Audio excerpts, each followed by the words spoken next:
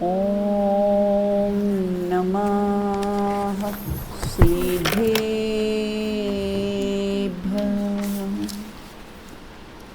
वन्दो ज्ञानानन्दकर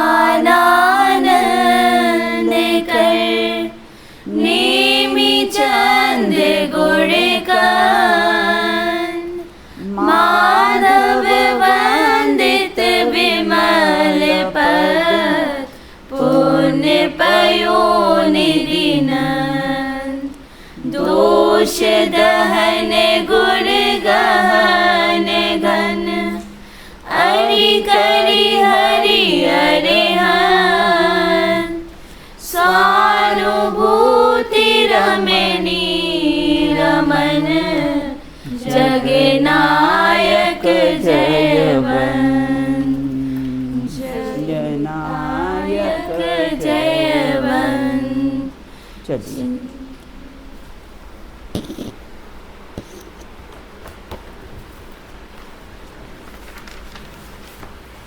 कर्म के मूल कितने भेद होते हैं? कर्म के मूल कितने भेद होते हैं? बताओ बेटा। ज्ञानावर्णी, दर्शनावर्णी, वेदनीय, मोहनीय, आयु, नाम, गोत्र, अंतर है। अंतरा। और कितने अपने भेद बताए थे इसके? 8 तो ये हुए। और 148 इनके नहीं, इसमें अपने बताए थे ना, कितने बताए थे? हाँ, मान्य बताइए। इनके 16 भेद बताए थे। हाँ। इसके 16 भेद ऐसे बताए थे कि द्रव्य और भाव। बराबर। अगर ज्ञानावर्णी के 2 करेंगे तो द्रव्य ज्ञानावर्णी, भाव ज्ञानावर्णी। दर्शनावर्णी के द्रव्य दर्शनावर्णी, भाव दर्शनावर्णी। वेदनीय के द्रव्य वेदनीय, हाँ, तो भाव वेदनीय। इस प्रकार 16 भेद हो जाएंगे। द्रव्य ज्ञानावर्णी में किसको लेना और भाव ज्ञानावर्णी में किसको लेना? द्रव्य ज्ञानावर्णी में लेना जो कर्म है। हाँ। जो कर्माण वर्ण से हाँ। कर्म रूप परिणमित हो रहे हैं उनमें द्रव्य को लेना। हाँ। और भाव रूप में जो आवरण आ रहा है हमारे सामने, हाँ, भाव में किसको जीव के लेना? जीव के जो परिणाम आ रहे हैं, हाँ। मोह राग द्वेष रूपी, उन्हीं को लेना है। हाँ, किसी को आवरण डालने के परिणाम आ रहे हैं, ज्ञान में किसी को आवरण डालने के परिणाम आ रहे हैं ना, उसको भाव ज्ञानावर्णी कर्म कहते हैं। ऐसे 8 ही कर्मों में कैसा है लगा लेना। मोह किसे कहते हैं? मोह किसे कहते हैं? हाँ, पयांशी बताइए। परद्रव्यों में जीव को अहंकार ममकार रूप परिणाम का होना वह मोह है। हाँ। द्रव्य गुण पर्याय संबंधी मूर्ता रूप परिणाम वह भी मोह है। और देव गुरु धर्म आप्त आगम और पदार्थों के शब्द में अज्ञान भाव वह भी मोह है। मोह है, बिल्कुल। और मैंने और कुछ 1-2 परिभाषाएं आपको बताई थी कि मोह किसे कहते हैं। मिथ्यात्व, अविरत, प्रमाद, कषाय के परिणामों को मोह कहते हैं। हाँ। और धवला जी में आया था कि अनंतानुबंधी 4 प्लस अनंतानुबंधी संबंधी 9 प्लस एक मिथ्यात्व इज इक्वल्स टू मोह। मोह, बिल्कुल, है ना। इस प्रकार से कैसा है 14 भेद हो गए, उसको भी कैसा है मोह कहते हैं। राग किसे कहते हैं? राग किसे कहते हैं? हाँ, चलो बताइए। हाँ, बताइए। आशी। किसी पदार्थ को इष्ट जानकर उसमें जीव के प्रीति रूप परिणाम का होना वह राग है। वह राग है।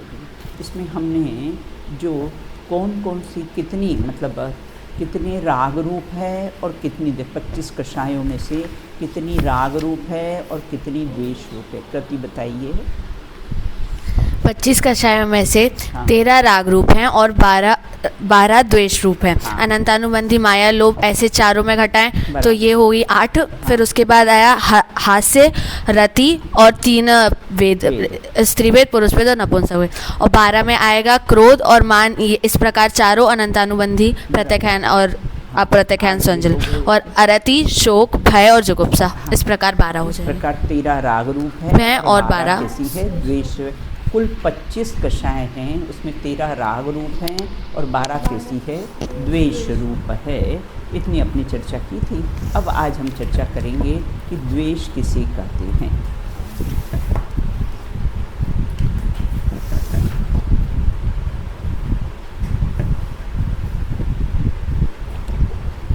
किसी पदार्थ को अनिष्ट जानकर उससे जीव का अप्रीति रूप परिणाम होना, उसका नाम कैसा है? द्वेष है। ये बुरा है, जबकि पदार्थ कोई अच्छे और बुरे होते ही नहीं है। हमारी कल्पना है कि ये पदार्थ अच्छा है, ये पदार्थ बुरा है।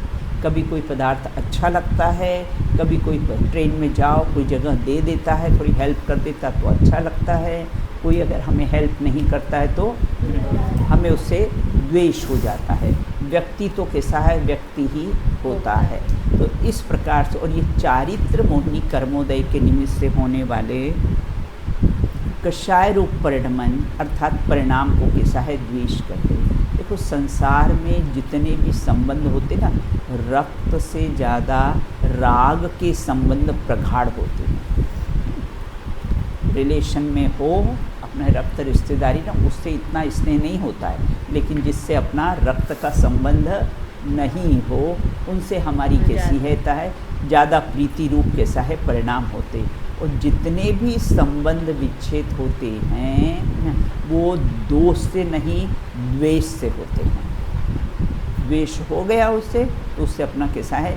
संबंध विच्छेद होता है। तो दूसरों के दोष देख देख कर दुखी नहीं होना, अपने में कोई दोष हो तो कैसा उसको निकाल देना चाहिए। अब कहते प्रशस्त और अप्रशस्त। प्रशस्त मतलब शुभ और अप्रशस्त मतलब अशुभ होते हैं। सत्य वस्तु की स्थापना का भाव वह प्रशस्त है। सच्चे देवसास गुरु के प्रति राग जो होता है वह कैसा होता है? प्रशस्त राग होता है। सत्य वस्तु को उखाड़ने का भाव होता है वह अप्रशस्त होता है और कैसा है? द्वेष रूप होता है। हाँ, तो इस प्रकार सच्चे देवसास गुरु के प्रति द्वेष वह अप्रशस्त द्वेष है, शत्रु के प्रति द्वेष है वह अप्रशस्त द्वेष है। ना देखो सुबह से क्या करते? घर में डस्टिंग करते हैं, डस्टिंग करके धूल उखा जाता है। लोग सुबह सुबह सब अपने घर में कैसे डस्टिंग, मुनिराज भी डस्टिंग करते हैं। मतलब कहाँ इंस्ट्रूमेंट तो कुछ है ही नहीं, डस्ट उनके पास तो दो ही इंस्ट्रूमेंट है, पीछी और कमंडल, दो ही इंस्ट्रूमेंट रहते हैं। वो भी ज्ञान में मोह की धूल लगी, जो संजवलन कषाय संबंधी कषाय और नौनो कषाय उसकी धूल को झाड़ते रहते हैं। तो मुनिराज भी कैसे होते हैं? डस्टिंग करते हैं। बिल्कुल कालिदास जी ने एक बार कहा है कि गुणों का समूह हो और उसमें एक दोष ऐसे छिप जाता है जैसे चंद्रमा की किरणों में उसका एक कलम। बहुत गुणवान हो, उसमें बहुत सारे गुण हो, जैसे कोई गर्ल होती ना अपने आत्मार्थी होती, अब सब गुण होते और कदाचित कोई एक आध गलती कर देता है तो उसको हम कैसे है? गौण कर देते हैं। बिल्कुल।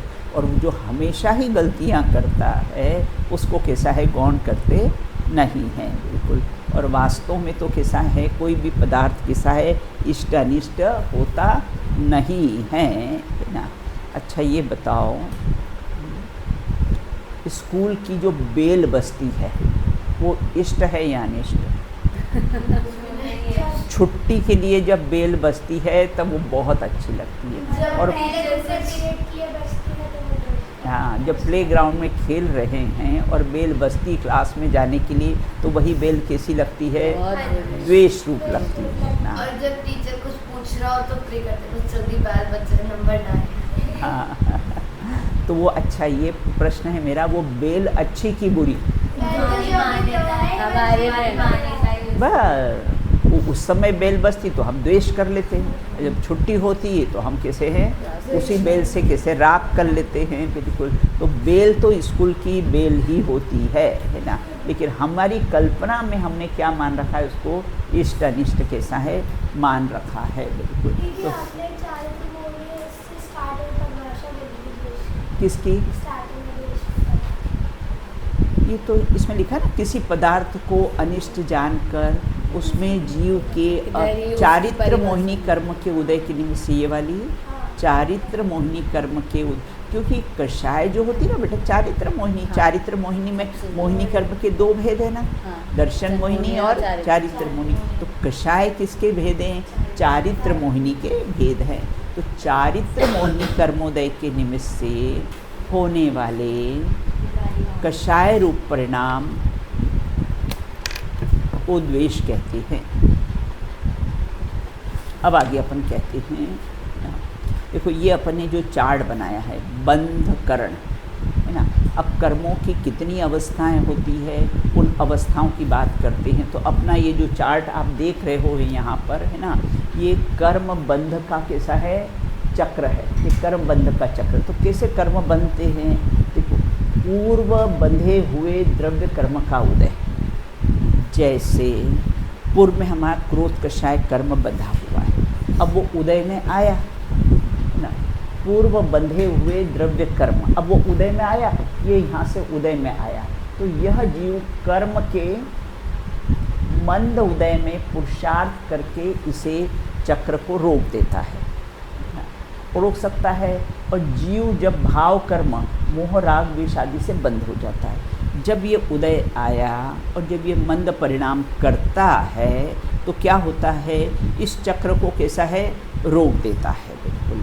और जब जीव ना ये उदय क्रोध के उदय में वापस क्रोधी हो जाता है तो क्या करता, वापस बंद कर देता है। अब जब बंद किया तो फिर क्या होता है, पुनः द्रव्य कर्म का उदय आता है। जब पुनः द्रव्य कर्म का उदय आया तो फिर क्या होता है, फिर नवीन कर्म पुनः बांध लेता है। ये नवीन द्रव्य कर्म का कैसा है, बंध पुनः कर लेता है। इस प्रकार से ये कर्म का चक्र चलता रहता है।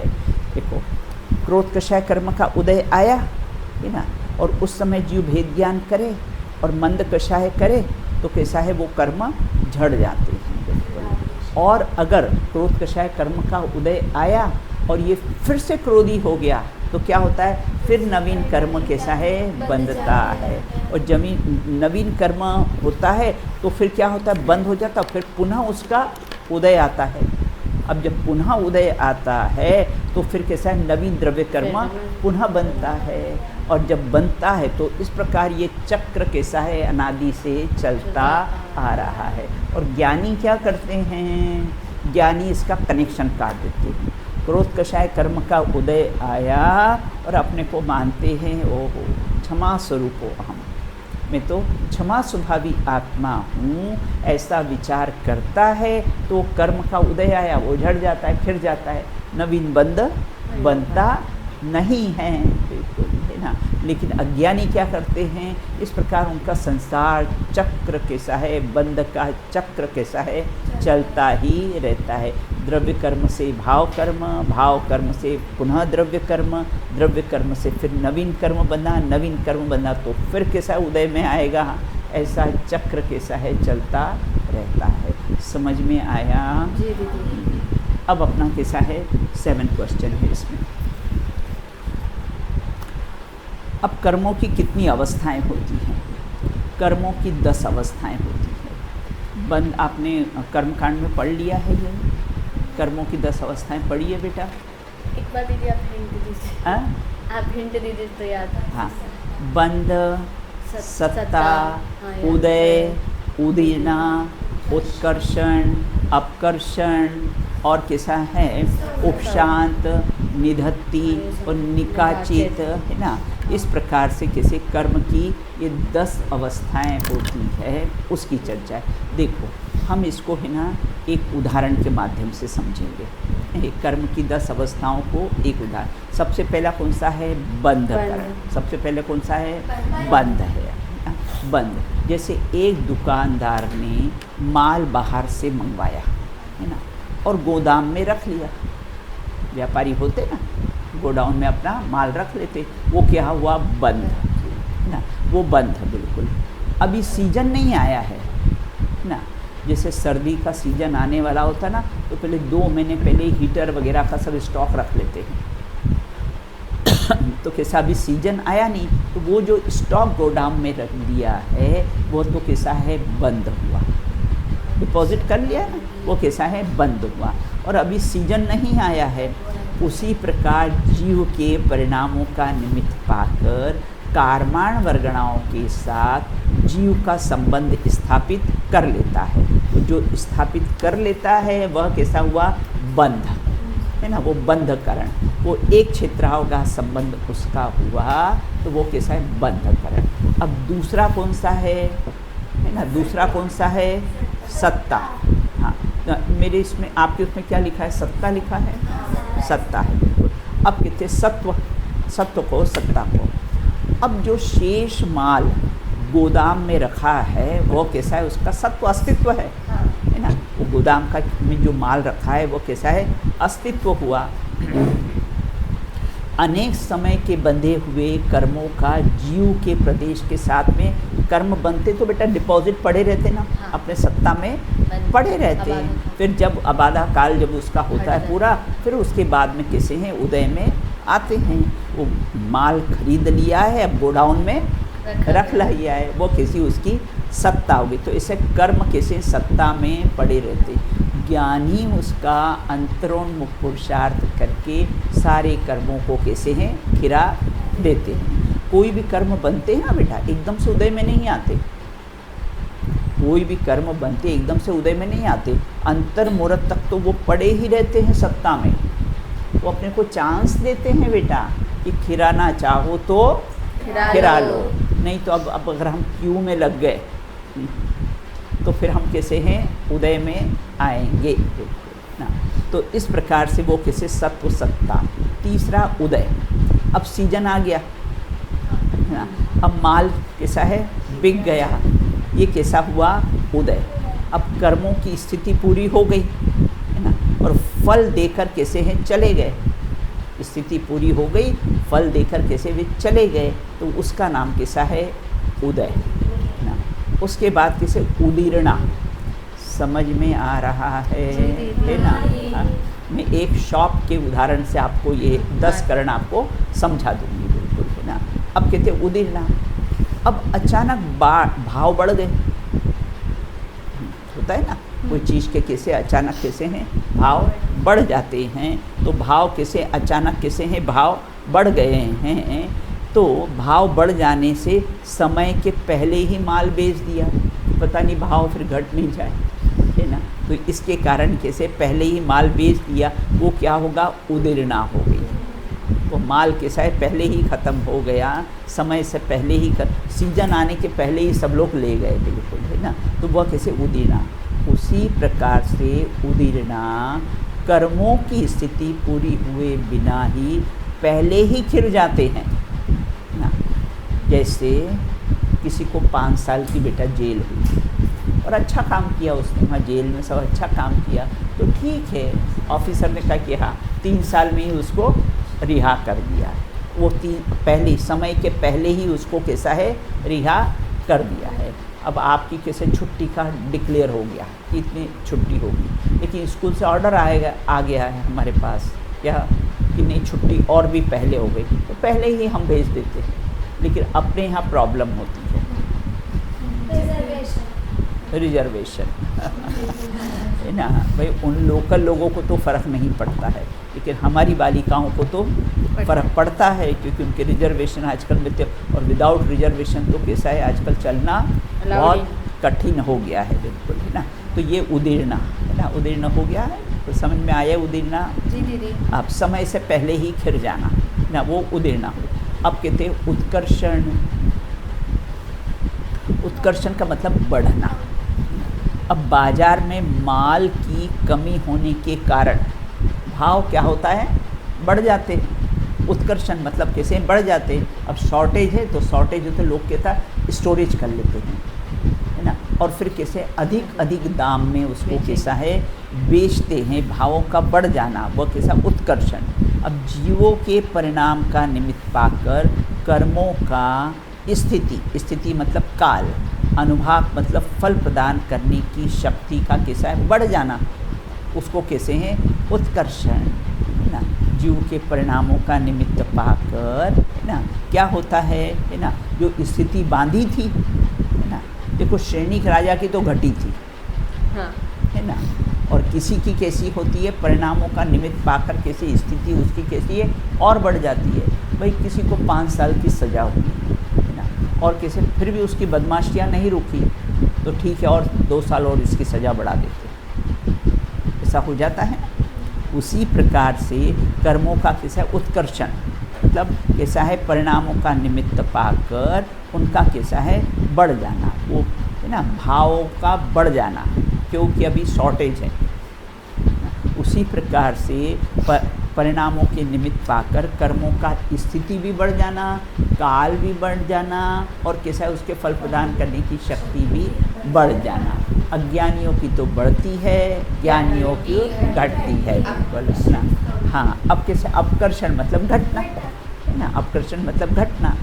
अब माल की अधिकता बहुत हो गई है ना, बहुत माल मार्केट में आ गया, तो भाव कैसे होते हैं, डाउन हो जाते हैं, भाव कैसे हैं, घट जाते हैं। तो जीवों के परिणाम का निमित्त पाकर कर्मों का स्थिति और अनुभाग कैसा है घट जाना, उसका नाम है अपकर्षण। देखो जैन दर्शन पूरा परिणामों पर आधारित है। जैन दर्शन कैसा है, पूरा परिणामों पे डिपेंड करता है। बस परिणामों का निमित्त पाकर कर्मों की स्थिति अनुभाग बढ़ जाते हैं, परिणामों का निमित्त पाकर कर्मों का स्थिति अनुभाग कैसा है। हाँ, देखो कितनी बढ़िया व्यवस्था है। बिल्कुल, कदाचित कोई परिणाम बिगड़ भी जाए बेटा, तो चिंता करने की ज़रूरत नहीं है। हमारे परिणाम सुधार लेंगे तो वो जो सत्ता में पड़े हुए कर्म हैं उसका स्थिति और अनुभाग, फल प्रदान करने की शक्ति, दोनों ही कैसी है घट जाती है। बिल्कुल, और हमारे परिणामों का निमित्त पाकर है ना उसकी बढ़ जाती। जैसे किसी ने 1 लाख का दान दिया हो है ना, अब पुण्य बांध लिया उस समय तो, लेकिन बाद में उसको व्यापार में नुकसान हो गया, लॉस हो गया, तो अरे उस समय में 1 लाख रुपए नहीं देता तो आज मुझे काम आ जाता। वो जो पुण्य बांधा था ना, अब उसकी कैसे है स्थिति और अनुभाग कैसा है घटने लग गया। और अपने पास पैसा नहीं हो, 50,000 है अपने पास और 50,000 और आ गए अपने पास, तो अरे मैं उस समय 1 लाख की बोली ले लेता तो क्या होता ना, उसकी पुण्य प्रशस्त प्रकृतियाँ कैसी है बढ़ जाती है और अप्रशस्त प्रकृतियाँ कैसी है घट जाती है। सब परिणामों का निमित्त पाकर कैसा है ये कर्मों की स्थिति और अनुभाग का घटना और बढ़ना, उसको उत्कर्षण और अपकर्षण कहते हैं। अब संक्रमण, भावों के बढ़ने पर दूसरी कंपनी का और माल मंगा लेना। अब अपने पास तो स्टॉक ख़त्म हो गया है ना, अब मालूम है भाव बढ़ गए हैं और सीजन चल रहा है, तो और कंपनियों का कैसा है माल बुलवा लेना। उसी प्रकार से कर्म प्रकृतियों के परमाणुओं का सजाति में संक्रमण होना। सजाति मतलब कैसा, अपनी ही जाति में, पुण्य का पाप रूप में, पाप का पुण्य रूप में। हमेशा एक अकाट्य नियम है बेटा। क्या नियम है कि हमेशा जब भी संक्रमण मतलब बदलना, संक्रमण का अर्थ होता है बदलना, जब भी ये बदलते हैं तो अपनी ही स्वजाति में बदलते हैं। तो पुण्य का होगा तो पाप प्रकृतियों में कन्वर्ट हो जाएगा, पाप का होगा तो पुण्य प्रकृतियों में कन्वर्ट हो जाएगा। देखो राजा सैनिक राजा का उदाहरण है ना, उसको आयुष कर्म बन गई थी, 33 सागर की 7वें नरक की आयु कर्म कैसा है उसका बंद हो गया था बिल्कुल, लेकिन बाद में छाई समय दर्शन प्राप्त कर लिया। तो छाई समय, लेकिन कर्म का बंध पहले हो गया था ना, तो वो 33 सागर से 7वें नरक से आयु घटकर किसी पहले नरक में हो गई। मतलब वो आयु कर्म का बेटा कृति आयु कर्म में ही संक्रमण होगा, स्वजाति में ही संक्रमण होगा। ऐसा नहीं छाई समय दर्शन प्राप्त कर लिया तो अब नरक से मनुष्य आयु में चला जाएगा, ऐसा नहीं है। संक्रमण होता है तो स्वजाति में ही कैसा है संक्रमण होता है। माल खरीदते ना तो उसी में घटता बढ़ता है ना, भाव का उसी में घटना बढ़ना होता है। तो पुण्य का पाप रूप में संक्रमण, परिणामों का और पुण्य का पाप का पुण्य में संक्रमण हो जाता है। अब कहते हैं उपशांत मोह, उपशांत मतलब दबना। हाँ, संक्रमण कहते भावों के बढ़ने पर, ये तो बेटा अपने उदाहरण है, सिद्धांत बताऊं? हाँ, सिद्धांत चाहिए। कर्म प्रकृतियों के परमाणुओं का, कर्म प्रकृति के परमाणुओं का सजाति में संक्रमण होना, जैसे पुण्य का पाप रूप और पाप का पुण्य रूप। बदल जाती है। परिणामों का निमित्त क्या कर, पुण्य बांधा है वो पाप में चला जाएगा, और पाप बांधा हो तो कैसा है, पुण्य में संक्रमित हो जाता है, बदल जाता है, बिल्कुल, है ना। इसलिए कोई भी परिणाम हो जाए तो घबराने की ज़रूरत नहीं है, डरने की किसी है ज़रूरत नहीं है। अब आगे कहते हैं उपशांत मोह। उपशांत का अर्थ होता है दबना, दबना बिल्कुल। तो बोलते भावों का निमित्त पाकर, है ना। देखो उपशांत मतलब भाव उत्तर, हाँ अब कैसा है, माल के भाव उतर गए, है ना। उतर जाने पर अब हमने क्या किया, अभी नहीं माल बेचना, उसको दबा दिया, अपने गोडाउन में वापस बुला लिया है, बिल्कुल, है ना। अब जब भाव बढ़ेंगे तब कैसे माल को बेचेंगे, बिल्कुल। उसी प्रकार से भाव उतर जाने पर माल को नहीं बेचना, स्टॉक करके अपने पास उपशम मतलब दबा देना, रख देना। लोग बात करते हैं ना, छापा मारते हैं, माल सब दबा देते गोडाउनों में, फिर गवर्नमेंट के आदमी आकर वहाँ पर कैसे छापा मारते हैं। अभी सोचते हैं ना कि अभी बहुत शॉर्टेज है, अब जब भाव बढ़ेंगे तब हम कैसे हैं बेचेंगे अपने को माल को। तो वो उपशांत, उपशांत मतलब कैसा है, दबा देना। उसी प्रकार कर्म का उदय में नहीं आना और सत्ता में ही पड़े रहना, उसका नाम कैसा है, उपशांत। अपनी सत्ता में ही कैसे हैं, दबे रहते हैं। जब उनकी आबादा काल पूरी होती है उसके बाद फिर कैसे हैं, उदय में आते हैं, बिल्कुल। अब कहते हैं निधत्ति, हमेशा निधत्ति मतलब अब कैसे दूसरों का माल नहीं मंगवाना और समय से पहले बेचना भी नहीं, संक्रमण बदलना भी नहीं। उदीर्णा के अयोग्य प्रकृति को निधत्ति कहते हैं। देखो ये निधत्ति और निकाचित प्रकृति है ना, इसको बेटा ढीठ प्रकृतियाँ कहते हैं, क्योंकि एक बार आती है तो फिर जाती है। हाँ, ये बंध जाती है ना, तो तीर्थंकर प्रकृति बन जाए तो भी इसका संक्रमण, लिखा ना संक्रमण और उदीर्णा, न तो खिड़ती है न तो इसका परिवर्तन होता है, बिल्कुल। जैसी बांधी है वैसी ही उदय में आती। अपन देखते हैं ना सतियों को इतना उदय आता है बेटा, है ना, सम्यक दृष्टि सतियाँ, फिर भी उनको इतना उदय में आता है। तो कुछ प्रकृतियाँ निधत्ति निकाचित कर्म की प्रकृतियाँ बन जाती है, न तो उसका संक्रमण होता है न तो उसकी उदीर्णा होती है। ज़्यादातर ऐसी प्रकृतियाँ देव सास गुरु की जो विराधना करते ना, उससे बेटा निधत्ति निकाचित कर्म प्रकृतियों का बंद होता है। देखा ना अंजना सती ने 22 सेकंड के लिए मूर्ति पानी में रखी थी, 22 वर्ष तक उसको पति का वियोग रहा।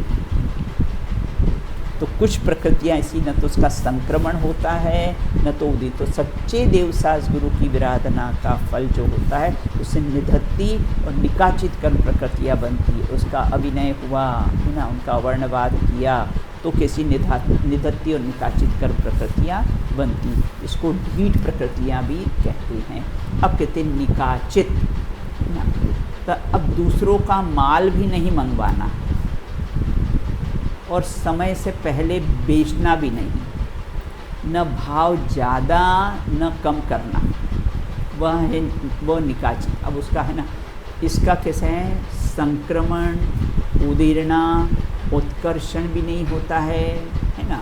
निकाचित कर्म प्रकृतियाँ बदलती भी नहीं कि पुण्य की पाप रूप हो जाए, पाप की पुण्य रूप हो जाए, बदलती भी नहीं है। न ये समय से पहले खिरती है, न ये बढ़ती है और न इसका घटना होता है। तो क्या अंतर रहा निधत्ति और निकाचित कर्म प्रकृतियों में? निधत्ति में तो कैसे संक्रमण और उदीर्णा के अयोग्य प्रकृतियाँ हैं, न संक्रमण होता है न तो उदीर्णा होती। और निकाचित में क्या होता है, संक्रमण भी नहीं, उदीर्णा भी नहीं, उत्कर्षण भी नहीं और अपकर्षण भी नहीं, के अयोग्य प्रकृति को कैसा है, निकाचित कर्म प्रकृतियाँ कहते हैं, बिल्कुल ना। तो इस प्रकार से कैसा है, एक उदाहरण के माध्यम से अपन ने इसको कैसा है समझा है, बिल्कुल ना।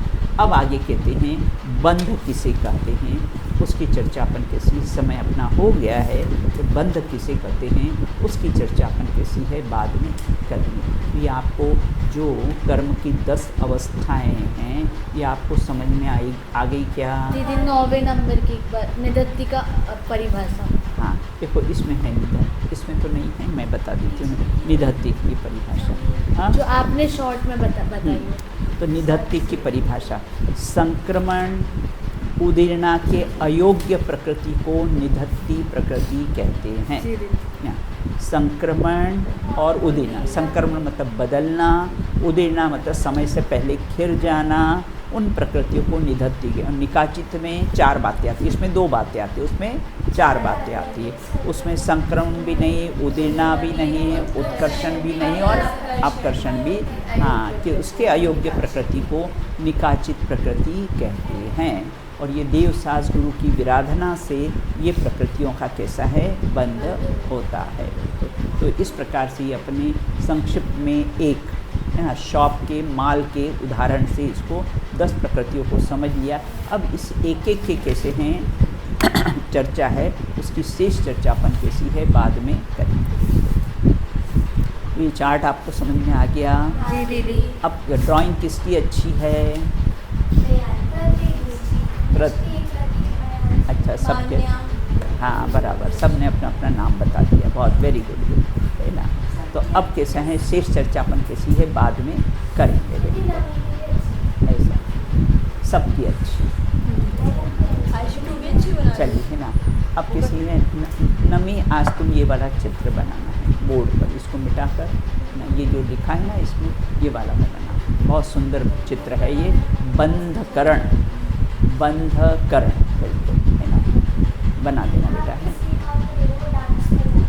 अच्छा, डांस में जाती है, और कौन बनाएगी? मिष्टी तुम बना देना, मिष्टी भी डांस में जाएगी, है ना। देखो बनाओगे तो याद हो जाएगा बेटा, फिर बताओ। बस मेन तो फ़ायदा बेटा अपने को ये है, बिल्कुल 5 बार याद करना और 1 बार लिखना बराबर होता है, बिल्कुल ना। तो ले जाना और कैसा है ये बना देना। शेष चर्चा अपन कैसी बात करें, चलो बोलो।